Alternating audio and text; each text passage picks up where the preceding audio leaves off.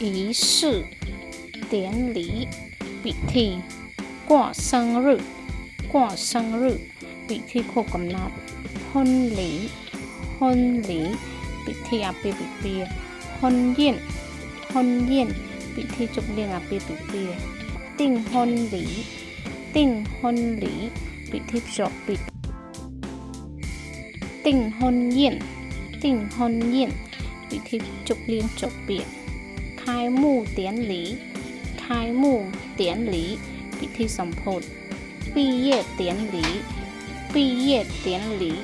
ពិធីទទួលសញ្ញាបត្របញ្ចប់ការសិក្សា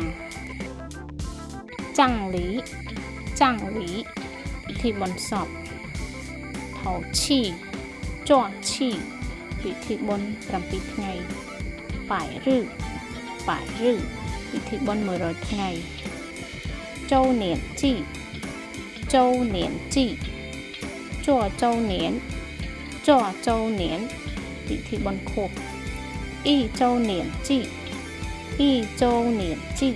ពិធីបុណ្យខួប1ឆ្នាំសានโจเหนียนជីពិធីខួប3ឆ្នាំ